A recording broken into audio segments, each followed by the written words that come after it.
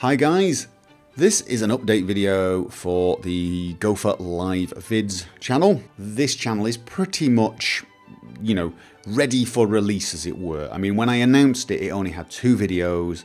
It now has more or less every live session I've done uploaded from Twitch to YouTube.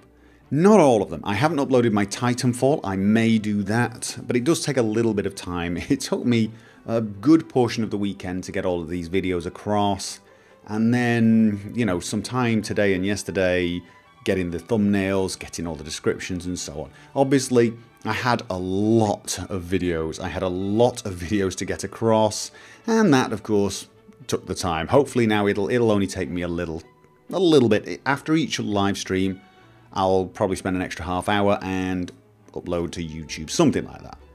Now, those of you who are subscribed to that channel probably noticed some of the videos appeared in your subscription feed and some did not. After I started uploading them, I realized I was spamming the subscription feed a lot because obviously I'm uploading 2 months worth of videos, and decided you probably would not like that, so I tried to switch off the announcement when I uploaded after that. I think 1 or 2 more videos got through and went onto the feed announcement, but the rest should have basically been stealth delivered. So, if you are wanting to watch any of the videos, the past videos, they are now there. They may not have appeared in your subscription feed, but they are there. In fact, that is how I'm doing that from now on. When I upload past broadcasts, they will not be announced to your subscription feed. They will just silently appear on the channel and be added to a playlist.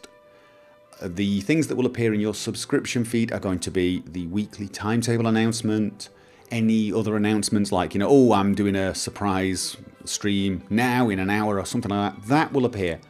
That way it's going to keep the subscription feed a little less cluttered. I have a feeling a lot of the people who are subscribed to that channel really are looking forward for the announcements of future streams, not to be spammed with announcements of the old ones. And of course, let's say I do XCOM night, that's probably 4 to 5 videos in one evening. You can imagine people getting fed up of that on their subscription feed. In fact, 1 or 2 videos got through.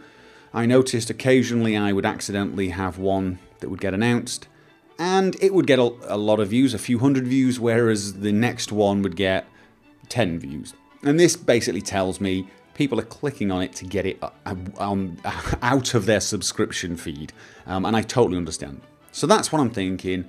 Just going to upload these videos, but I'm not going to add them to your subscription feed. Now, if you're wondering, well, how do I find them? Believe it or not, because it's not a partnered channel, this is not a partnered channel, it's a normal channel, I don't have much control over the way it looks. The same sort of control I have over the main channel. But I have set up playlists, and I think that's probably the easiest way. So if you've missed an XCOM episode, you can go along and watch the playlist. Now, I'm going to switch to the GopherLive admin page to show you what I've done with the playlists.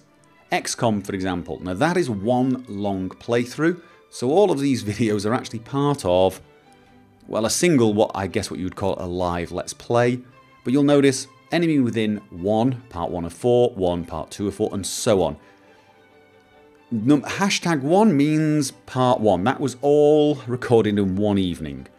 2 is a 3-parter. That was all one evening, and so on. So you can see there have been 8 live sessions, and they range from 2 episodes to 4 episodes. And I've split them up like that.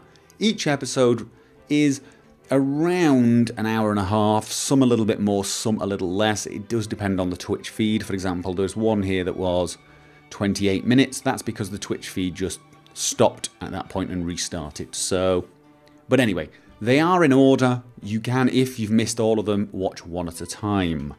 The Faster Than Light is not one long playthrough. Again, hashtag 1, hashtag 2, that's one session. Hashtag 3, one session, even though it's 1 of 3, 2 of 3, 3 of 3. But each of these is not one part of a long playthrough, but an individual playthrough. Skyrim mod testing, same sort of thing. I'm just putting them in a single playlist. And there are a few other playlists, but I have one last playlist, which is my random games. Games I play one episode of and probably won't play again. So Goat Simulator and Trine 2, or Trine 2. I may play Trine 2 again, actually. It was a reasonably interesting game if I get time.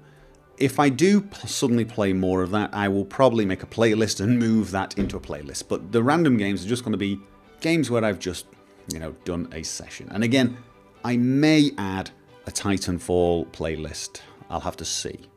Now, what I would actually like to set up for the live channel is some type of calendar. I don't know whether Google Calendar or something like that, but I want some system of actually just being able to click on a date, add an event, and then make the whole calendar public. I'm not sure if I can do this with Google. I'll look at some different options, and then people will be able to just look at the calendar. I'll have a link to it if possible on the YouTube channel or on my website, gophersvids.com, and you'll be able to see the planned events, know what's coming up. I'll be able to change it, you'll be able to see it, and this is the useful part, I think.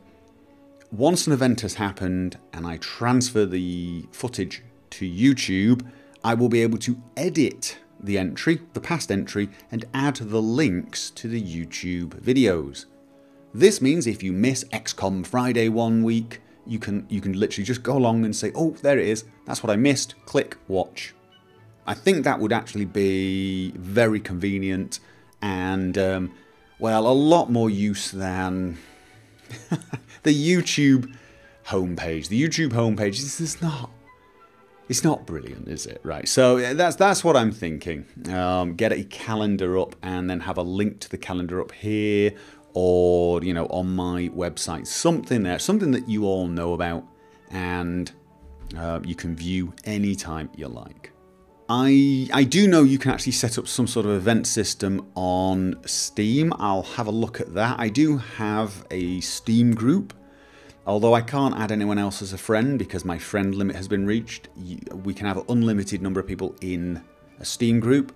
And I know that you can plan events there, and it'll even give you warnings as to when those events are about to happen and so on. So maybe Steam is actually the better place to do it. I'd have to see whether or not it will allow me to edit past events and whether you can view past events and so on. It's probably not the best one to view in calendar form, because it'd be just nice to be able to look at this calendar and see, oh, there was a Skyrim mod testing then. Did I watch that? Oh, go and check it out. So, but I will look at various other solutions. Oh, and believe it or not, it's because it's not a partnered channel, believe it or not, I already have 2 content ID strikes.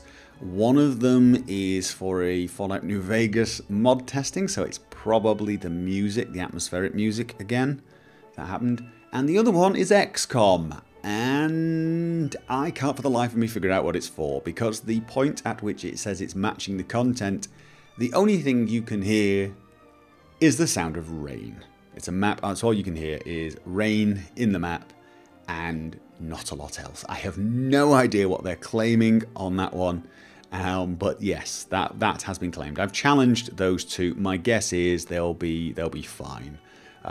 So it's just kind of funny, isn't it?